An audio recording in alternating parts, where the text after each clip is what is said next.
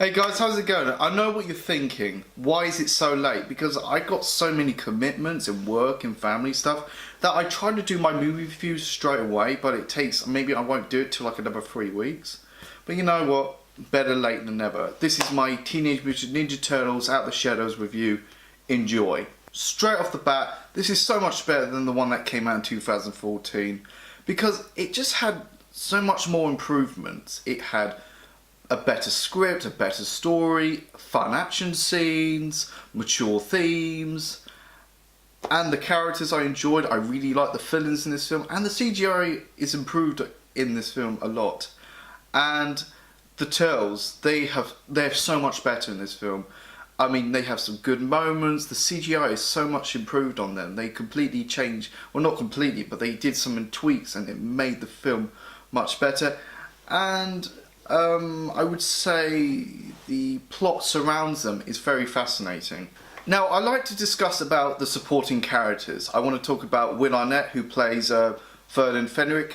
He was much more enjoyable in this film. He was playing kind of like a douchebag who kind of took all the stuff of the Turtles of the previous film, saying that he's all done, he saved the city. And I kind of like that. He was kind of playing like a douchebag in a good way, and he does have some fun moments, unlike the first film.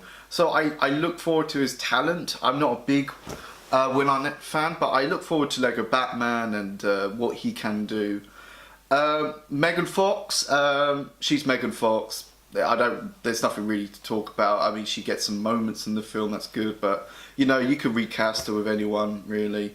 But the one thing I really want to talk about was Casey Jones, played by Stephen Amell, and I'm a big Arrow fan. I'm not a huge, I prefer maybe Flash and maybe possibly DC Legends of Tomorrow, but I love his performance, play Oliver Queen in Arrow. So I was kind of looking forward to it. I was looking forward to if Stephen Amell had some much more range in his acting. In Arrow he plays like a high rate vigilante.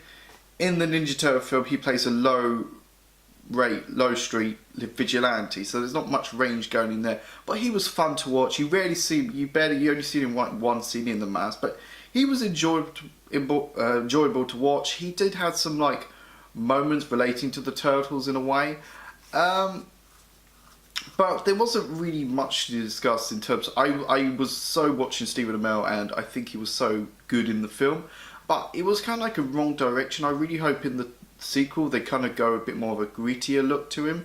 Maybe he left the police force, maybe he's kind of does his own thing. That would be something I look forward to, but he was quite fun to watch. He's a bit more in a lighter mood than he is in Arrow, so I really liked Stephen Amell in some ways in this film, unlike other bits. Let's talk about the villains in this film. Shredder, I think he's such an improvement over the last film, because you get rid of that silly robotic armour, that Transformers Michael Bay crap, and you get an actor this time. Not a silly guy who hides in the shadows, but you get Brian T. You've seen him in stuff like The Wolverine, so he kind of brings a good villain vibe to this film. He has a bit more darker, and it's good to see him.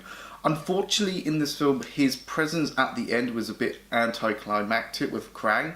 But I wish we could see him in the sequel played by this guy, because I feel like he is a good Shredder in this film. Bebop and Roxie, played by Seamus and Gay Anthony Williams. Oh my god, they steal the show. They nailed these characters so right. They were funny, they were fun to watch. I mean, you could have just take Shredder from this film and just focus on them more, because they were so much fun to watch. And in the end it was quite funny. Their kind of relationship together was quite fun, and fans have been dying for a Bebop and Rocksteady since 1990, 26 years, and we finally got Bebop and Rocksteady, and they were just so fun to watch. It was like worth the wait. Krang in this film, and holy shit guys, he's only in the film for like, I don't know, 15 minutes, but it was like they ripped the Krang from the 80s cartoon into this, because it works so well. He talks, the suit armor was pretty cool, and it was just so much fun to watch. And that fight scene at the end with the Turtles, and how he has the Arsenal attachments, that was really fun. It actually paid an homage tribute to an episode I think it's in the first episode of series 3, how he gets the he'd chop off his hand, he just replaces it with a sword or an axe or something. That was really cool to watch. And the Technodrome, oh my god, they went for the right approach with this, because I thought they were going to do the kind of weird version of it, but it was like watching a Death Star really come together piece by piece, and unlike the Eye, it was so good to watch with the Technodrome. Baxter Stockman, played by Tyler Perry, he was cool, I guess. I mean, I wish they could have gone for the darker approach like they did with the comics, but he kind of served his purpose in the film. He was a bit of an annoying, nerdy kind of guy, but he was fun, I guess. But he's like that character, like, you could have just given more screen time to Bebop and Rocksteady, really, but he kind of had a purpose in the film, so you couldn't really get rid of him. So I can't really argue with that. Compared to the last film, this does have some really fun action scenes. I'm not going to say they're great action scenes, unlike Captain America Civil War. I'm just saying they're a lot more fun. You get the first scene with the highway, with the turtle truck shooting all the manhole lids. That was pretty fun. And the fight at the Amazon rivers with the Bebop and Rocksteady with the tank shooting. That was really good to watch, and I thought that was quite fun, and especially in the plane when Rocksteady, or I think it was Bebop, when they were shooting and they end up destroying the plane and it ends up crashing. That was quite fun to watch as well. And the fight at the end, like I said, with the Krang and the Arsenal attacks was really good. And there was some good, it was colourful, it was exciting, and it was just so much fun to watch. And I really think they kind of nailed these action scenes in this film. I mean, they were just fun. It knew where to have fun had jokes. It knew how to go for a bit more edgier. I think that was really cool. And there's a lot more action scenes. There's a lot more excitement scenes compared to the last one, which is a plus for me. This film, Now this film pays good homage to the 80s cartoon and exceeds it, really. It has colourful Now this film does pay good homage to the 80s cartoon and exceeds it, really, by having good characters, colourful characters, fun action scenes, just being fun in general, and it just has a good premise, really. And I love that Vanilla Ice reference in the bar with Casey Jones, since Vanilla Ice is quite popular with the Turtles brand, since he'd sung Go Ninja Go Ninja, and he also did a cameo in Secret of the Ooze. Go check that film out, it's quite fun, it's a guilty pleasure of mine. So my overall verdict with this film, is this a good film? No. Is this a good Ninja Turtle film? This is a great and fun Ninja Turtle film that Ninja Turtle fans can appreciate, and families could have a fun time at the cinema. And this could be possibly my second favourite Ninja Turtle film.